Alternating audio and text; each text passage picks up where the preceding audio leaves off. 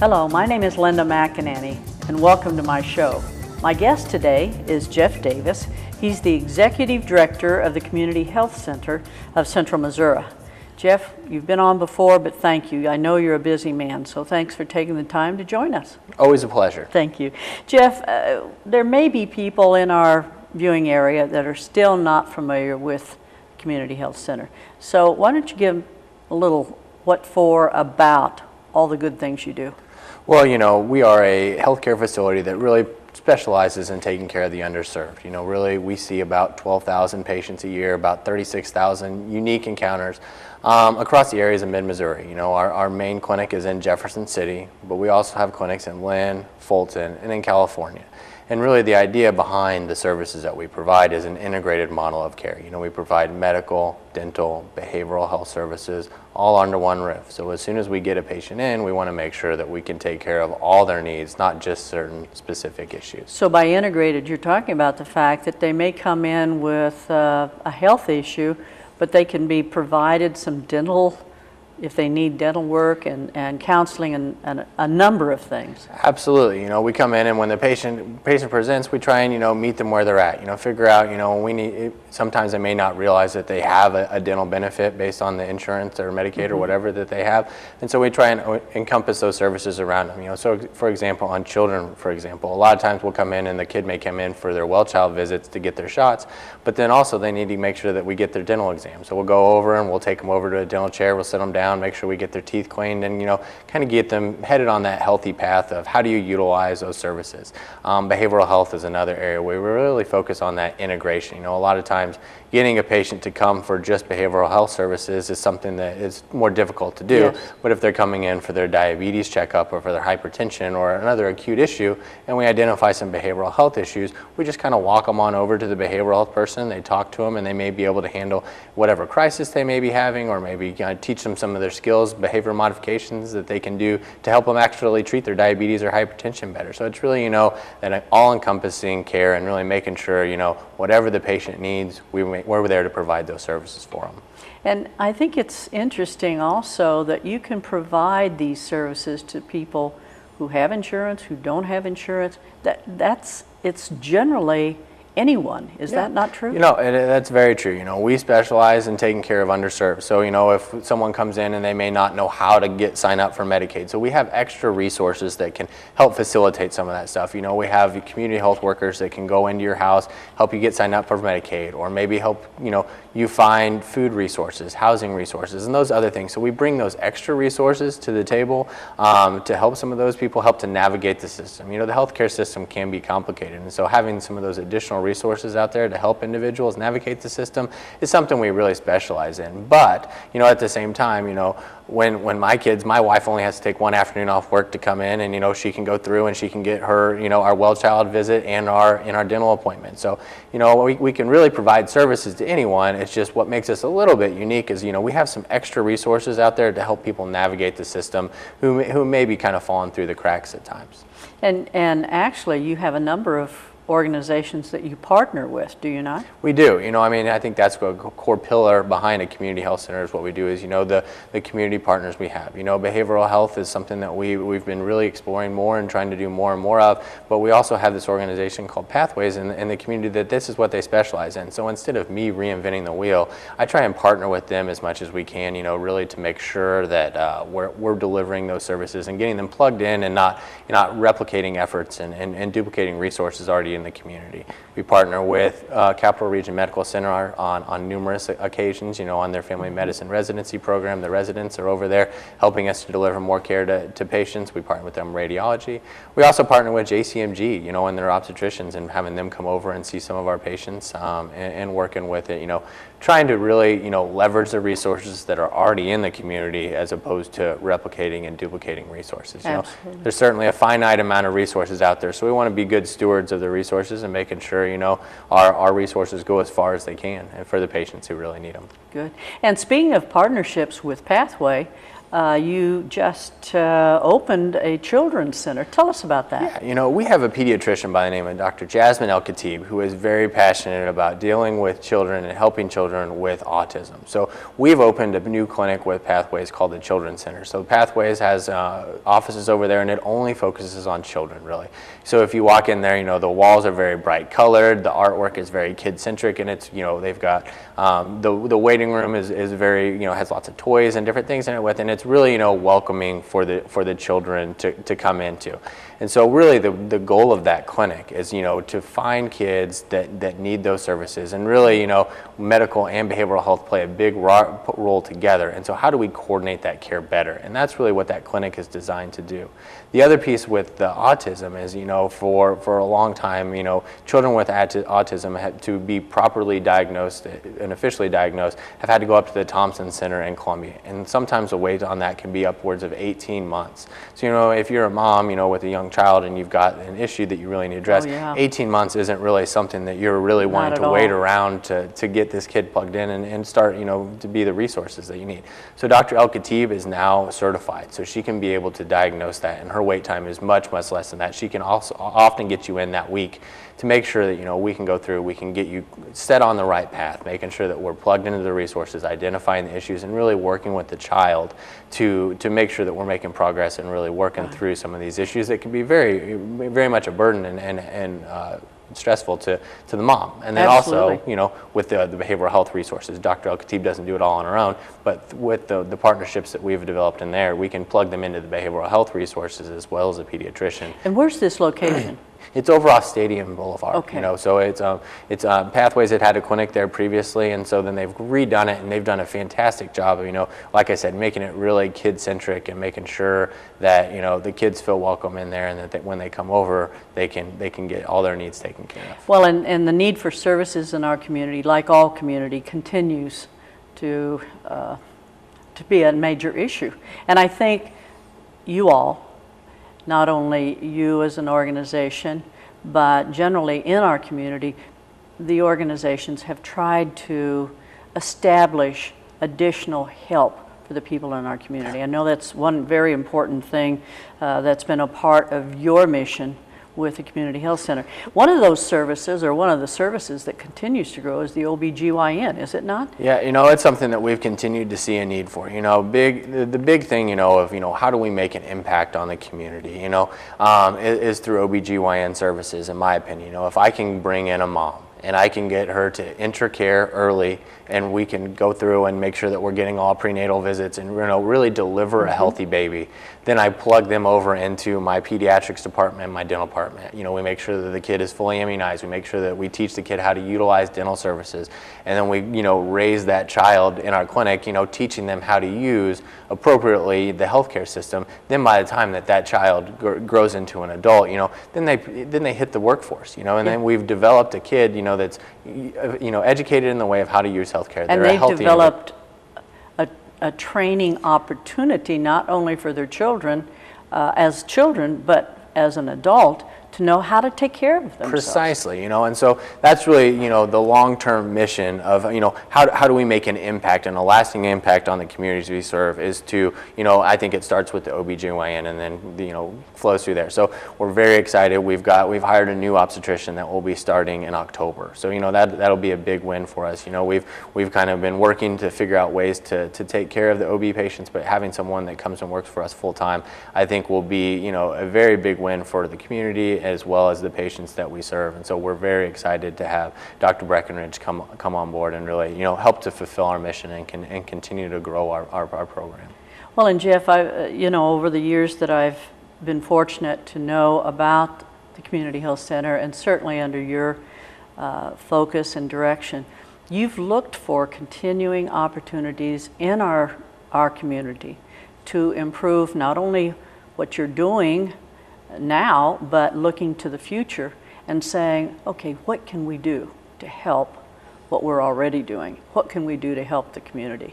No, precisely. I mean, that's what we're all in this together, you know, and that's what, you know, we want to be a piece of the puzzle that is the communities we serve, you know, whether it be in Jefferson City or Fulton or Lynn or California, any of those communities that we serve, you know, we want, you know, we recognize that we have a role, but we want to also make sure that, you know, we're helping to navigate that system.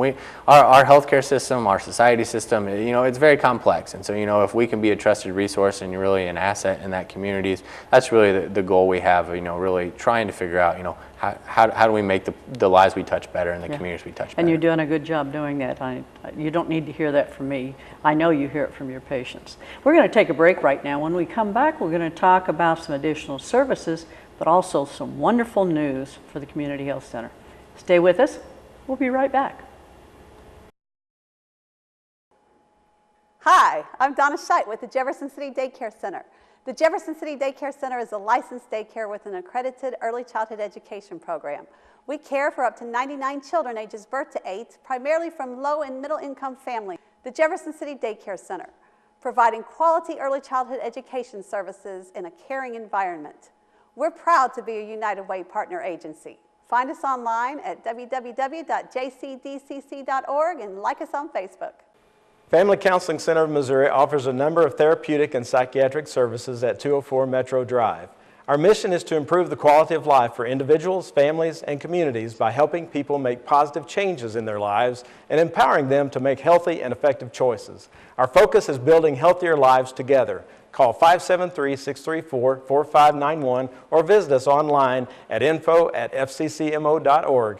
FCC is proud to be a Compass Health organization and a United Way partner agency.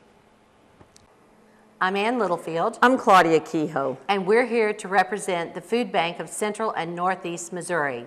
Over half of the Missouri students qualify for free or reduced lunches at school during the week. But on the weekends, many children go home to empty refrigerators. The Food Bank provides buddy packs, backpacks full of nutritious food, so over 6,600 hungry children have food on the weekends. But the need is much greater. Will you help?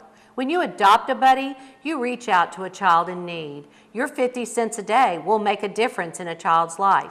Visit www.sharefoodbringhope.org or call the Food Bank, 573-474-1020 to adopt a buddy. Lincoln University and JCTV are now on fiber optic cable courtesy of CenturyLink and Prism TV. Uninterrupted high-quality Prism TV delivers JCTV to Jefferson City and Columbia on Channel 99. Big thanks and much appreciation to CenturyLink, their staff, and Prism TV from your friends at Lincoln University and JCTV. Jefferson City Access Television for Jefferson City and Columbia. Now on Prism TV, Channel 99. Welcome back. You know, Jeff, one of the things that we have not had a chance to talk about because it's in the news all the time, we see it on television, we hear it on radio, we see it in the printed media, is the status of healthcare nationally and what's going on, what's changing. What is your thoughts, or what are your thoughts on this?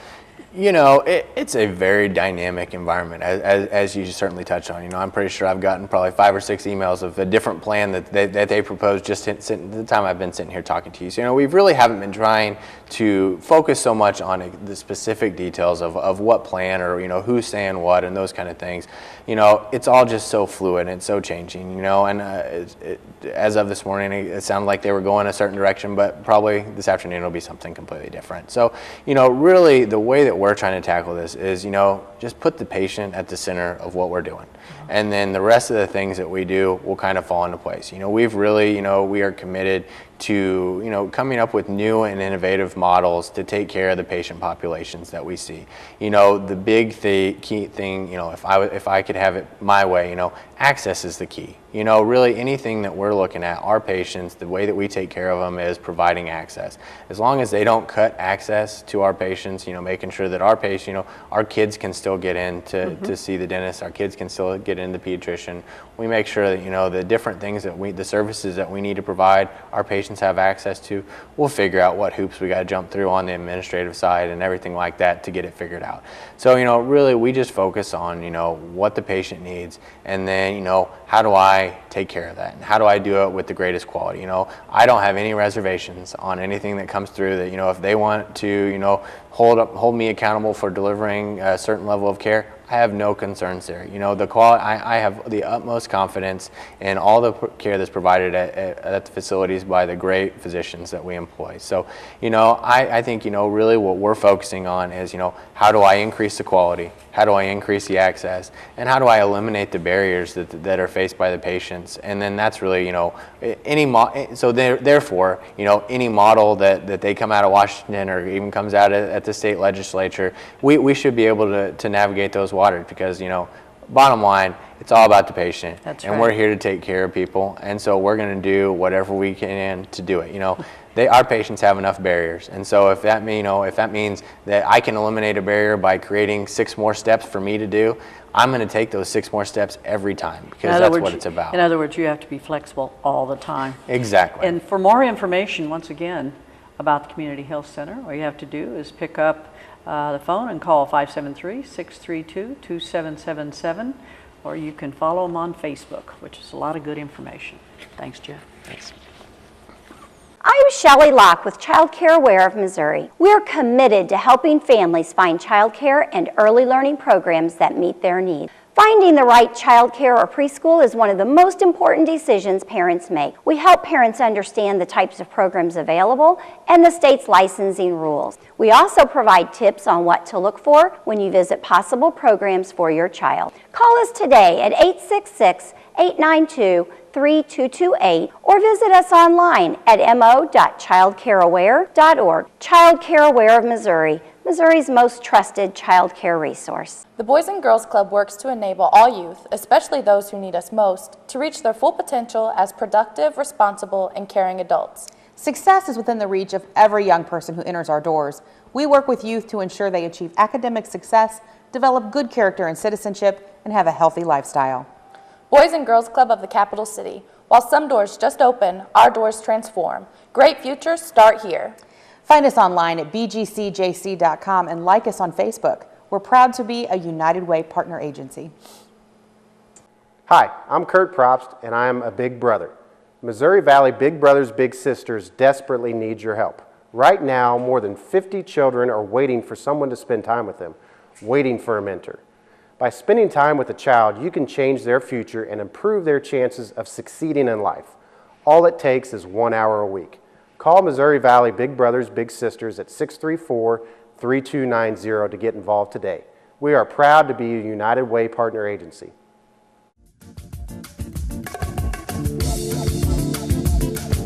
Welcome back. Thank you for staying with us. My guest today is Jeff Davis. He is the Executive Director of the Community Health Center here in Jefferson City. And they also have some clinics in a few of the areas around us. So Jeff, once again, thank you for joining me. But we might mention those other locations as well. You have one in Lynn. And then also Fulton, and then California as well. Yeah. And so you know, all those locations would have, you know, the breadth of services that we offer. You know, our largest site is in Jefferson City, but we really are focusing on growing, you know, our satellite communities as well, so that not all of our patients have to drive all the way to Jeff City every time they need care. And that's wonderful. Believe me, we hear that a lot. Jeff, substance abuse continues to be a major problem in our society. I know the Community Health Center has a substance abuse program. Tell us about that. You know, it kind of all came about from, we had an existing chronic pain management program, and what we found is, you know, we had a lot of patients that were presenting with chronic pain, and, you know, and they were taking different medications and making sure that, you know, we were really trying to treat the chronic pain issue. But then what we found is a lot of those patients were also prone to a substance abuse issue, you know, and in a traditional chronic pain clinic, you know, if you don't adhere to the medication regimen or anything like that, you kind of get dismissed from the program. And so what we found is, you know, is our patients with substance abuse issues were losing that chronic pain management clinic benefit if they were having some substance abuse issues. So what we found was important was to, you know, to prevent those patients from slipping through the cracks, is we go through and we incorporated a substance abuse treatment program along with it. So a lot, it allows us to treat also their chronic pain, but also the underlying issue that may be a substance abuse issue. So all of our patients that go into the chronic pain program have to be screened through behavioral health to identify if there maybe is a substance abuse issue. And so that's really kind of where our substance abuse program started. And then we've kind of grown it from there. Now anybody can come in and get access to those services. So all of our providers, whether, one area that we've really been focusing on is pregnant mothers, making sure, okay, Yes, how can I absolutely. identify any pregnant mothers, if they may have a substance abuse issue, how can I help them cope with that so that when the baby is born, we can deliver a more healthy and a baby than what may have had before. And so that's been a big push as well of our chronic pain is, how do we identify these patients? How do we get them plugged into services? A big thing lately is, this medication-assisted treatment. And so there are a relatively few number of providers that are able to prescribe Suboxone or any of these other data waiver prescription medications. And so it's a more safe alternative to the illegal substances that they're using. And so it allows us to kind of go through and work with the patient, and deliver them a different level and a higher level of service than we were able to before, but at the same time let them stay plugged into the other services that they so desperately need. So we are partnering again with Pathways on that. Pathways had the expertise and the providers and that kind of stuff, so we've been able to really work closely with Pathways to help us deliver in the substance abuse and really help fight. You hear all the time in the news right now about this opioid epidemic, and so that's really what we're trying to be on the front lines and help combat and really work through, what resources are out there and to treat this. And so we felt it was an important program. It's something that we've been doing for about a year now, and so it's something that it continues to grow for us. But, it's something that we're still learning about, and definitely. So we've got group classes, we've got a counselor, we've got psychiatrists, we've got case managers, RNs that kind of can work with you to make sure that you're staying compliant and working through if any questions you have. So we really try to, put a lot of resources around taking care of this opioid epidemic and certainly do our part to help with that. Do you get referrals? We certainly do, and that's like I mentioned before, there's a lot of places that don't have the capacity or, providers don't have the appropriate credentials to be able to prescribe some of these medications. So we have been, a referral source on those as well. So people kind of, who were struggling with substance abuse in other clinics, they can come to us and we can really kind of maybe just take care of that for them and make sure that, we're setting them on the right path and trying to address the issue. I might mention right now, for more information regarding the Community Health Center of Central Missouri, you can call 573-632-2777. And do you also have a website? We do. We have a website is chccmo.org, and we are also. I would encourage you to follow us on Facebook. We've really been trying to put a lot of our news out there on what's going on and really some helpful healthcare tips too. A lot of our providers and such will send us articles of what maybe we need to do for healthy eating habits or sun or any different thing, a number of topics. So we've been trying to put more and more of that information out there on Facebook. Good. Yeah, offering dentistry services continues to grow at your clinic. I know I've seen that process and the growth, and it's been dynamite, really, the last, forever, but particularly of late. Now you're talking about a portable dentistry program. Tell us about that. Yeah, recently we've been going and we've identified that there are lots of children in rural schools that are not making it to the clinic for whatever reason. And so what we've started doing is we've been going out into these schools and then delivering care at the schools. So we'll go through, we'll talk with the school nurse, and we'll identify, the children who would be in need of services. So we'll work with the nurse and the parent, we'll work to get those kids on Medicaid. A lot of them just haven't filled out an application, and we can get them on Medicaid, which opens the door to receiving, medical services and any other number of services. But really, we're focusing on, getting them on Medicaid so that they have the tools that they need. But then also going out into the school, and we'll spend a week at each different school. I think we're up to 23, 24 different schools that we're going to different in the communities. Wow, right I had now. no idea there were that many. Yeah, and that's the thing. Once we kind of started getting out in the communities, now we have. Initially it was us selling the communities we would like to come see you. Now it's them, hey, we heard what you're doing in XYZ school. Can you please come and come to our school now too? So we've got people that are asking for us, and so we've really seen that program continue to grow. And it's a really valuable service, because those kids, a lot of them, we're not getting dental care. So we're seeing, where a lot of times we're the first dentist some of these kids have ever seen when they're in the school, and so we really try and make sure that we're taking care of those needs. And then early on in a lot of these cases, it's a lot of treatment, and then it's from that point, then we start doing the cleanings, and we really teach these kids how to utilize the dentist. So we try to go to each school twice a year, so that's kind of on that 6-month checkup, and we can really make sure that we're, getting them used to going to the dentist, not scared of the dentist, and realizing, if I get my teeth cleaned and regularly, I don't have to have all that work done. And so it's, just teaching them how to utilize the system and make sure that they're learning those healthy dental hygiene habits. And you have a facility, or you have a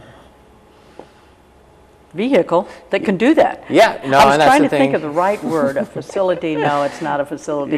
It's a vehicle. Right now, we're taking in portable units to each school, but we've seen with the growth we've seen, we're really in the process of expanding to a larger unit, so that will allow us to provide more services too. So for example, like nitrous is tough to provide on the current unit, the portable units that we have, but when we get our RV, then we'll be able to do a little bit more of that. We'll be able to do a little bit more restorative work that was more difficult to do on a portable unit, and it allows us to also go other places. So for example, like schools that maybe didn't have space for us before, if we can park in our mobile unit in the parking lot, we can still go to those schools. So it allows us to go to some of the more rural and even smaller schools that we may not have been able to access before. Yeah, that's great.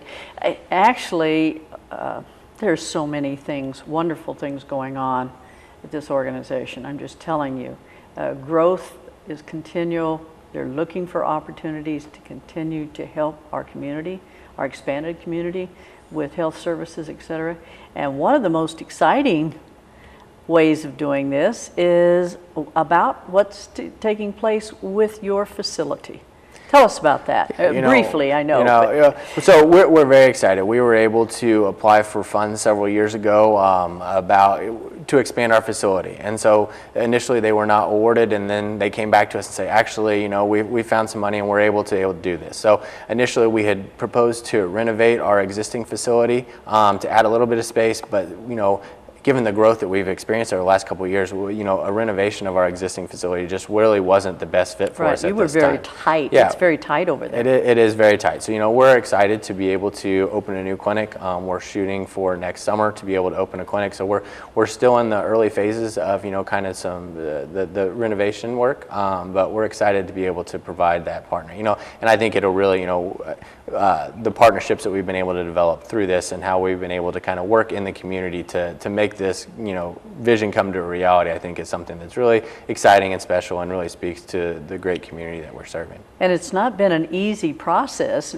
not because you didn't have the funding, but there is a lot to moving a clinic. There certainly is, and so that's where there's a lot of pieces that had to fall into place. I've been working with several different partners in the community, Cole County, the health department in particular. Trying to figure out how can we work together to make something like this happen where everyone benefits. And so lots of pieces had to fall into place. The pieces have kind of fallen in place now, and so we're just kind of on the trajectory to get it done, and really excited to be the bid. We're supposed to get all of our bids back this week, and so we're excited about getting that process going.